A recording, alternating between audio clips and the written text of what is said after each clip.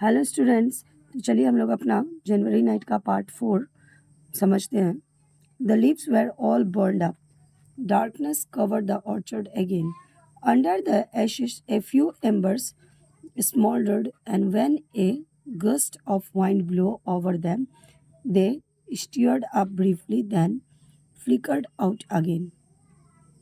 तो हल्कू ने जो पत्तों को इकट्ठा करके उसमें आग लगाया था वह सारे पत्ते जल चुके थे और उसके बाद फिर से डार्कनेस जो है पूरे ऑर्चर्ड को घेर लिया था, यानी फिर से पूरा बागीचा अंधेरा में डूब चुका था।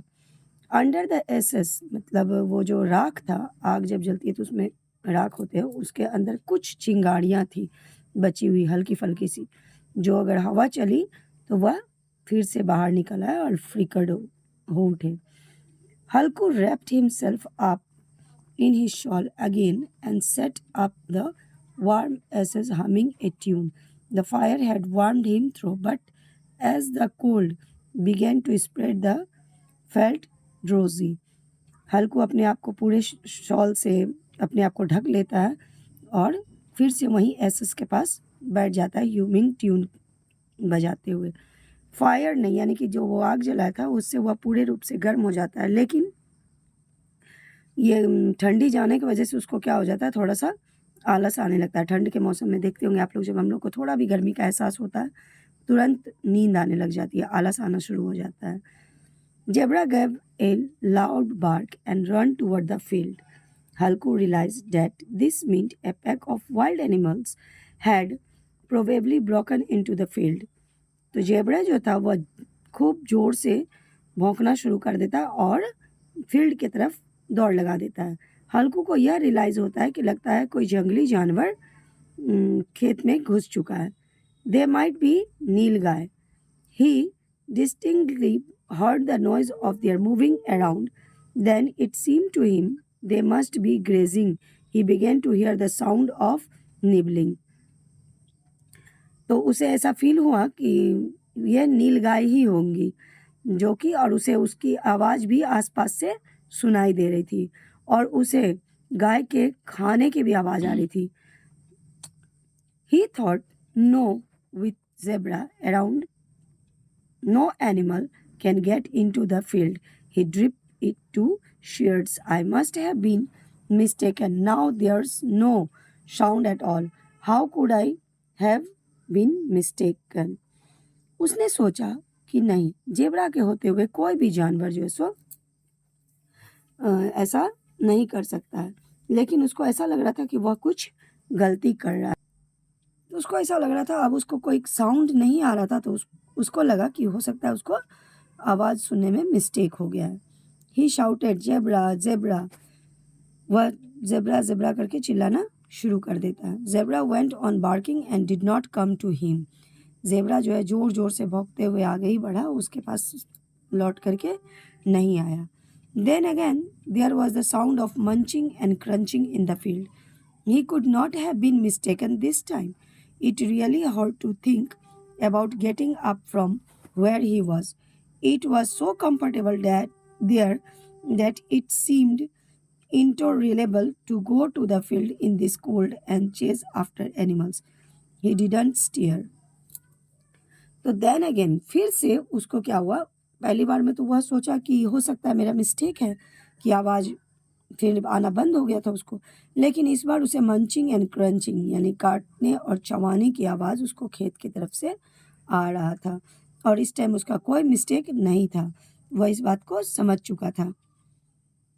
लेकिन इतना कंफर्टेबली वो था, he was so comfortable that he seemed, उसको खेत जाना और जानवरों को भगाना काफ़ी मुश्किल लग रहा था। He shouted at the top of his lungs, hello hello हिलो। देखते होंगे ना गांव वगैरह में ना, जानवर या गाय वगैरह आ जाते हैं ना तो उसको ऐसे ऐसे करके ही भगाया जाता है, हिलो हिलो हिलो। तो वो अपने पूरी ताकत लगा करके चिल्लाना शुरू कर दिया वहीं से जहाँ पे वो था। Zebra started barking again, zebra फिर से भौंकना शुरू कर दिया। There were animals eating his field just when the crop was ready. What a fine crop it was, and these crushed animals were destroying it. तो ज़ेबरा फिर से भौंकने लगा और यह जानवर उसके खेत में लगे हुए फसल को तब खा रहे थे जब वो पूर्ण रूप से तैयार हो चुके थे। मतलब काटने का समय आ गया था और यह जो जानवर हैं उसे पूर्ण रूप से बर्बाद कर रहे थे। With a firm resolve, he got up and took a few steps, but suddenly a blast of wind reached him with a sting like a scorpion's, so that he went back and sat again by the extinguished fire and stirred up the ashes to warm his chilled body. तो वो उठा वहां से, कुछ कदम चला ही होगा कि अचानक से उसे ऐसे ठंड लगी जैसे कि कोई बिच्छू उसे डंक मार रहा हो। फिर वो वापस एसएस के पास आकर के बैठ गया ताकि उसके ठंड शरीर को पूरा गर्माहट मिल सके। Zebra was barking his lungs out, the nilgai were devastating his field and Halku went to sitting peacefully near the warm ashes. His drowsiness held him motionless as though with ropes wrapped in his shawl. He felt asleep on the warmed ground near the ashes.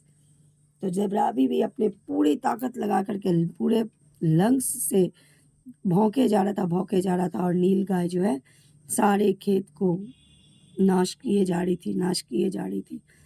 और यह जो है हल्कू वह आराम से वहाँ पर राख के पास, क्योंकि आग जलने के बाद भी थोड़ा न थोड़ा गर्माहट होती है वहाँ पर, तो वह आराम से शांतिपूर्ण ढंग से वहाँ पर बैठा हुआ था। उसको इस प्रकार आलस आ रहा था, वह लग रहा था मोशनलेस हो गया, यानी गतिहीन हो चुका है और वह इस प्रकार जैसे लग रहा था रस्सी से उसको बांध दिया गया, ऐसे वह बैठा हुआ था। और जल्द ही वह गर्म ग्राउंड पे जहाँ पे एसएस जला हुआ था, आग जलाया गया था, वहीं पे सो गया। When he woke up in the morning, the sun was high and Munni was saying, "Do you think you are going to sleep all day? You come out here and had a fine time while the whole field was being flattened." तुम क्या सोच रहे हो? आज उठना नहीं है कि पूरा दिन ही आज तुम्हें सोना है? तुम यहाँ सोने के लिए आए हो? तुम यहाँ आराम से सो रहे हो और देखो तुम्हारा पूरा खेत जो है वह बर्बाद कर दिया गया है। Halku got up and said, "Then you will have just come from the field. Yes, it's all ruined, and you could sleep like that. Why did you bother to put up the shelter anyway?" हल्कू कहता है, क्या तुम अभी खेत से आ रही हो? वह बोली, हाँ मैं भी खेत से आ रही हूँ और पूर्ण रूप से हमारा खेत जो है वह क्षति हो चुका है और तुम आराम से सो रहे हो। क्या तुम्हें कोई बॉदरेशन नहीं लग रहा है इसे? हल्कू shout an excuse. I nearly did and just managed to get through the night and you worry about your crop. I had just a pain in my belly and I cannot describe it. हल्कू एक excuse देता है, यानी बहाना देता है कि मैं मरने के करीब पर था और तुम्हें खेत की पड़ी हुई है। तुम्हें ऐसा लग रहा है मैं रात अपने पेट के दर्द से मरे जा रहा था, जो तुम्हें मैं वर्णन भी नहीं कर सकता हूँ। Then the two of them walked to the edge of their land. He looked, the whole field has been trampled and Zebra was stretched out underneath the shelter as though he were dead. वो दोनों चलते हुए अपने खेत के किनारे पहुंचते हैं और सारा खेत देखते हैं कि पूरा खाली हो चुका है, सारा चौपट, और जेबरा वहीं पर जो है सो मरा पड़ा हुआ है। Then he continued to stare at the ruined field. Munni's face was shadowed with grief, but Halku was content. और वो लोग कंटिन्यू अपने खेत को अपलक से देख रहे थे, पूरा जो है सो जो बर्बाद हो चुका था। मुन्नी तो चिंताग्रस्त लग रही थी, लेकिन हल्कू जो था वो काफी संतुष्ट दिख रहा था। Munni said, now you will have to hire yourself out to earn some money to pay off the rent and taxes. Munni कहती है कि अब तुमको एक लेबर की तरह हायरली वर्क करना पड़ेगा, जिससे तुम जो है सो जो रेंट है, हमारा टैक्स है, उसको देने के लिए पैसा ला सको। With a contented smile Halku said, but I wouldn't have to sleep night out here in the cold. Halku संतोषजनक मुस्कान से कहता है कि यह तो मैं कर लूँगा, लेकिन अब मुझे इस ठंड की रात में यहाँ पर नहीं सोना पड़ेगा। तो स्टूडेंट्स, आप लोग प्लीज़ बताइए कि कैसे समझना आप लोगों को ज़्यादा इजी पड़ेगा या किस तरह से आप लोग कहानी को आसानी से समझ सकते हैं और ये भी बुक का स्टोरी आप लोगों को पढ़ना ज़रूरी है क्योंकि आपके एग्ज़ाम में 20 नंबर का क्वेश्चन इससे भी आने वाला है ऑब्जेक्टिव में। तो प्लीज़ कमेंट करके कल बताइए ताकि अगला चैप्टर जो मैं बनाऊँ या आप लोग एक बार में समझें या पार्ट बाय पार्ट समझें, उस हिसाब से मैं अगला वीडियो को तैयार करूँगी। वीडियो पसंद आए तो प्लीज़ लाइक कीजिए, शेयर कीजिए और मेरे चैनल को सब्सक्राइब कीजिए। Thank you.